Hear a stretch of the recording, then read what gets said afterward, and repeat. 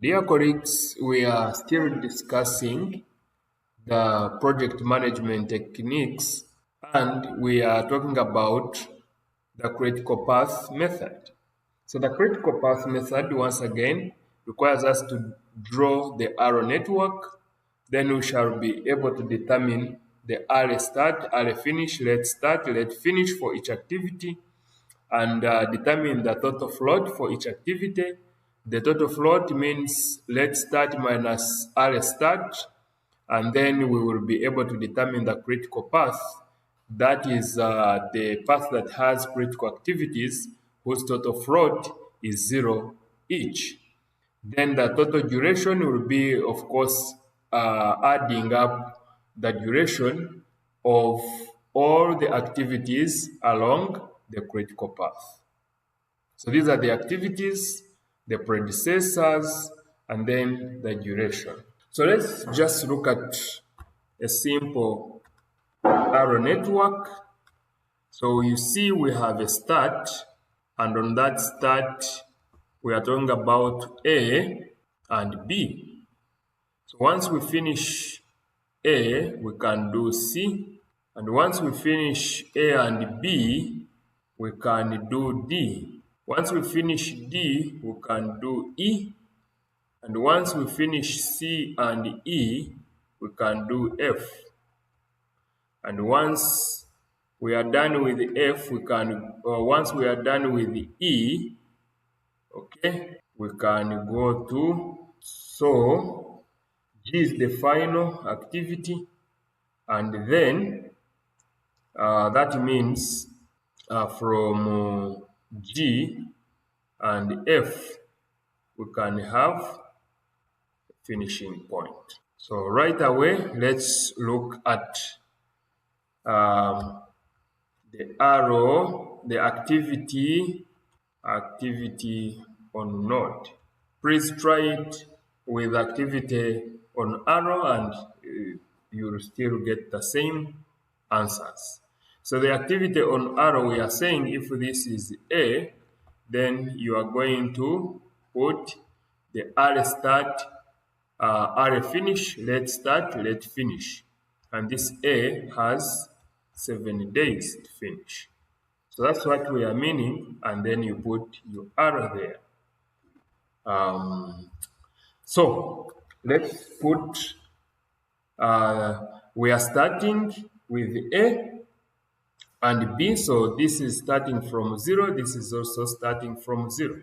So we add 7, we get 0, 7, and this is also going to be 0, 9. So we proceed, this is 7, because the array finish for this, for the predecessor of C, becomes the array start for activity C. So we add the 12, we get 19. Yes, we add, this is 19, so we add this, we get 25. This is supposed to be 12, this is 6. We also know to be done, it requires A and B. So it requires A. So once we are done with, come here, this becomes 9. And the 9 we add 17. So if it is 17, what is this value going to be? This is also going to be 17. So plus this is going to be 26. So that means this is 26, okay? And plus that, it is going to be 31. Yes. So 31, that is what we have now. So we are also told that F depends on C and E. So we are going to take the maximum number of days. So this is going to be 26. So once it becomes 26, plus the duration of the activity, this becomes 32. And so that means the project duration is 32 days, because that's the largest number of days that gives us an array to finish on these activities that are close to the finish line. Therefore, they are going to give us the project duration. So what does that mean?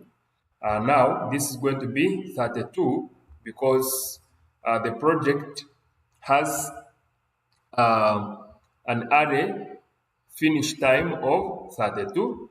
So that means the latest finish time also should be around 32.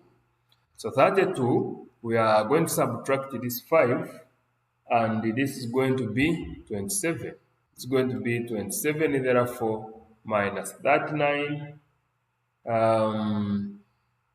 Okay, we need to look at this other side also. So this is 32, okay?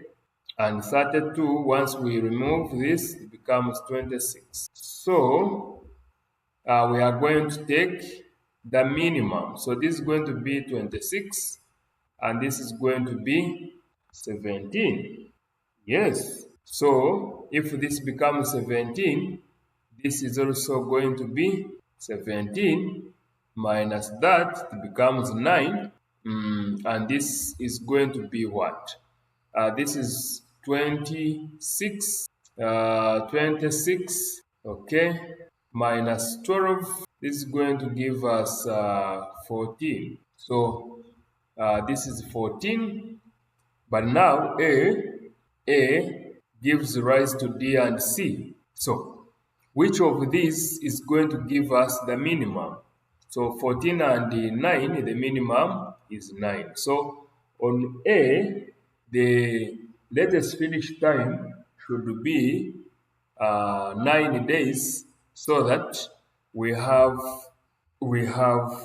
this activity have a latest start of 9 days, and the latest start for this activity can be around 14 days of the project, because it might not affect the duration or the delaying of, it might not affect the completion of the project on time.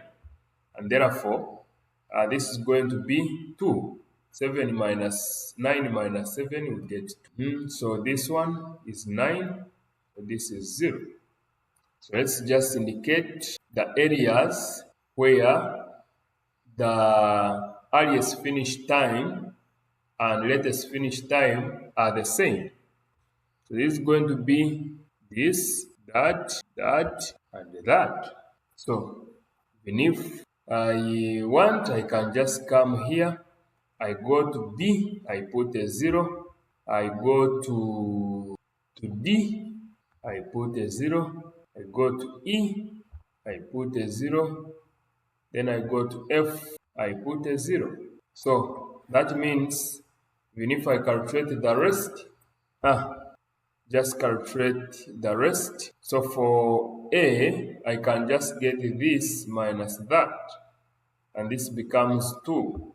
Because we said slack can be LS minus ES or LF minus EF. So we go to B, we go to C. C, if I get this minus that, I would get 7. I go to G, I get this minus that, I get 1. Then H, okay, activities end on G. So that means B, D, E, F. B, D, E, F give us the critical path. And these ones are the critical activities. Do they give us also the project duration of 32 days? Yes, let's add. We have 9 plus 8, that is 17, plus that is 26. 26 plus 6, that is 32. So project duration is the total duration for critical activities. So 32 days is the project duration.